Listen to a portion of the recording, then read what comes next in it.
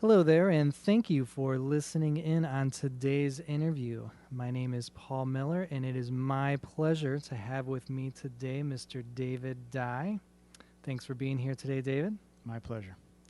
David is here today to share a powerful experience he had in the Lord many years ago, a literal heavenly experience.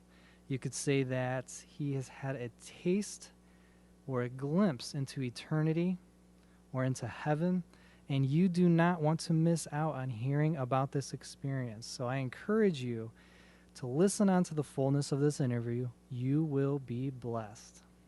Thanks again for being here, David. And before we get into the experience, why don't you give us a general background about yourself? Okay, I'm 54 years old.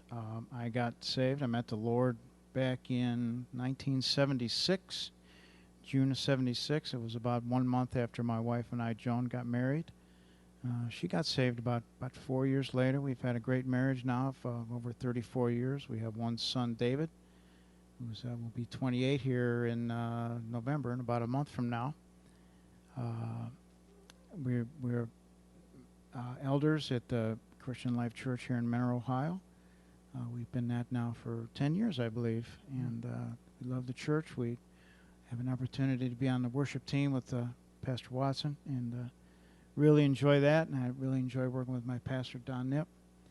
And let's give you a little short, little short interview or short introduction there. Okay. So, regarding this experience, when did it happen? When did you have this experience? Well, it's been it's actually a little over 28 years ago. It was back in about the middle of July of 1982. I know that's a long time ago. Some people ask me, why now? Actually, it's probably two reasons why now. This first one's probably a poor way to illustrate, but maybe you'll get an idea. When you think of somebody that gets a tattoo, when they first get it, the colors are real bright and they stand out, and it's, depending on what type of tattoo. I've seen some American flags, eagles, and they really stand out. They're really brilliant, and they real define. But as time goes on, the colors start to fade, and maybe they start to run together. Well, after 28 years, I can honestly say that there's not a day that has gone by that I don't find myself dwelling on what I saw and what I heard. And after 28 years, it's starting to fade just a little bit, and I'm kind of concerned that I don't want to forget some of this. And number two is probably the real reason why we're here tonight. Lately, my health has never really been the best. I've fought several major physical issues in my life, but lately it just seems like, I'm not boasting, bragging, or complaining, but the things, they just seem to be piling up on me, and it's like, I guess I'm realizing my mortality. I'm not going to be here forever. Right. And if I'm going to do something for God, I better do it now, not wait for tomorrow, not wait for next week. And I've only shared this with literally a handful of people. And I've been sitting on it all these years, and it hasn't lost its significance with me. It is a very powerful thing. And my feeling and my belief is that somebody out there needs to hear this. There's going to be something in this that we're going to talk about tonight that it will get your attention. I realize by the title of this lesson, or this message that I have, my journey to heaven, I know that gets your attention, and I guess it's supposed to. Mm-hmm. And when I see the outline, that we've put together here, you'll understand why I come up with that title. So it's kind of think now is the time to kind of bring it to light and get the message out there for people to hear and let it do what it does. Yeah, now is the time. It's the timing is right for now. Mm-hmm. To be honest, I thought about this for a long time. I knew that this day would come, and when I realized that you and I were going to do this tonight, that I was really getting excited about it. And matter of fact, all day today, I was putting everything together, putting the final touches on, and I was real excited about it. And about 2 hours before we did this, I got scared to death, and I was scared that, I wondered if people think, am I losing my mind, or am I trying to make myself better than somebody else? And let me say this. Number one, I'm no different than anybody else. I'm not special, but I will say this, that I am indeed special, because I am loved by God, just as anybody that's listening to this, as well as you, Paul. You are loved by God. You are special. You are singled out. God has paid a great price for your freedom, and I consider myself greatly blessed because of who I know and all that He's done for me. And I really feel that it's time to get this out. And I really, I'm fearful that, some people are just going to think I'm nuts, or there's a whole host of thoughts that have crossed my mind. But, to be honest, I don't care anymore. They can think what they want to think. I need to get this out. And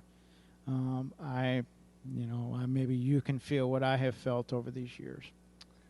And I know I've been excited to be able to sit down with you and hear about it and talk about it. And so let's get to it. Let's have at it. Okay. So why don't what was going on in your life at that time what kind of led up to this experience, or what was going on at the time when this happened? Okay. This was, what brought this to a head was it was the middle of July of 1982. My wife Joan was pregnant with our one son, David. And this is a separate story altogether, but I was afflicted with Crohn's disease, very bad. They say that it can't kill you. Well, I found out that it can, due to complications from the disease. I had 3 sections of my intestine that had to be removed. As a matter of fact, when they cut me open, they found a section that was perforated. If you put 2 and 2 together, I should have gotten peritonitis. I don't know why I didn't. My intestines had blocked, and I was getting very sick. A doctor friend of mine, Dr. Zinnia, said I was most likely going into toxic shock. But this will give you an idea where I was at. I was 26 years old. I was barely 125 pounds.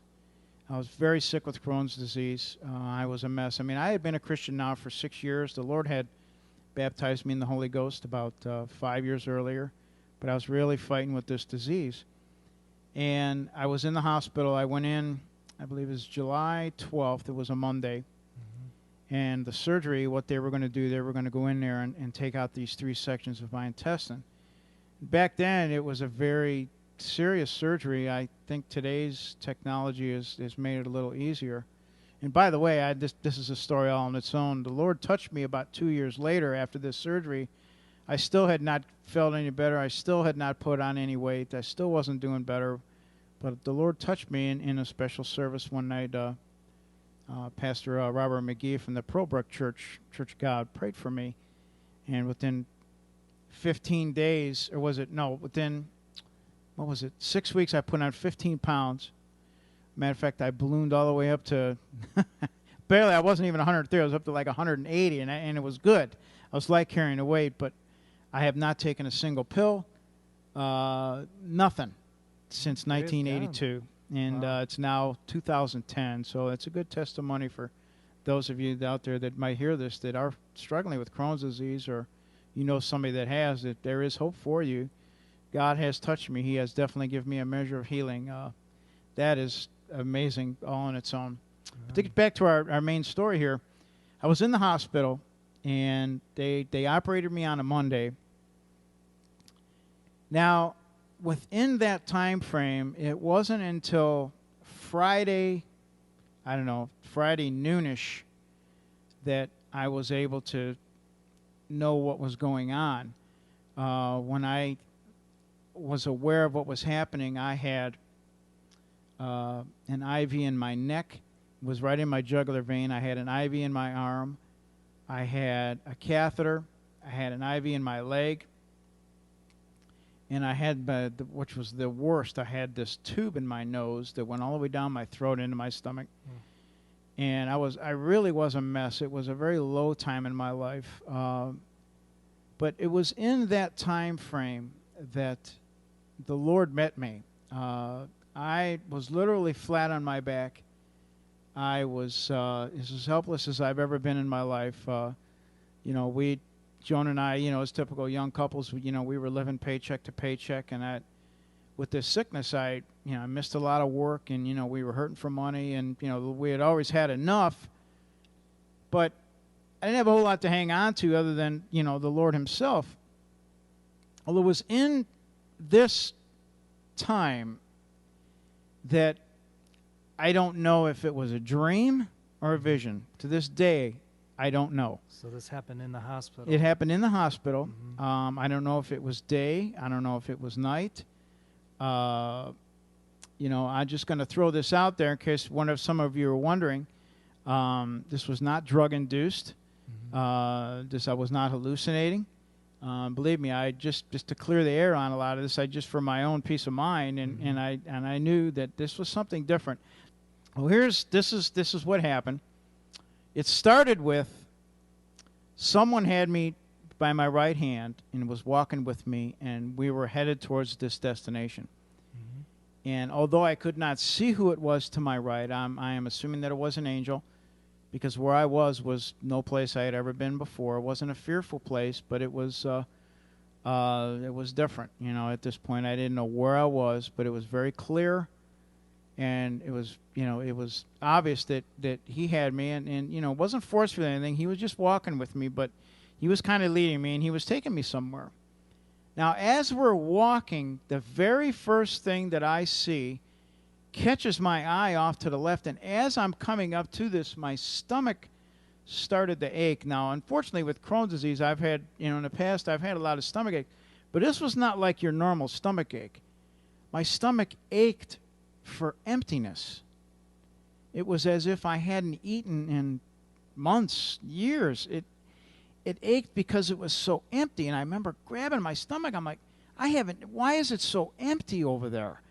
And the Lord was getting my attention. I'm like, what is this place? And I remember looking down. It was like I'm looking down over my left shoulder, and I'm looking over, and it's a vast, it's deep, and it's like, what is this? And I noticed that although my stomach ached for emptiness, and this is exactly the way the Lord presented to me, and I can still remember just grabbing my stomach. It's like, but it wasn't. I know all about stomach pain. It was nothing like that. It was empty, like it was just void of anything. That's how it got me. But I looked, but it wasn't empty. There were things in there, and the way the Lord presented to me, this is the first scripture that came to me in this dream, in this vision that I had. And oddly enough, it was Galatians chapter 5, and I had my Bible open up to this. And oddly enough, it's Galatians chapter 5, verse 22, where it says, "But the fruit of the Spirit is love, joy, peace, long-suffering, kindness, goodness, faithfulness, gentleness, self-control. Again,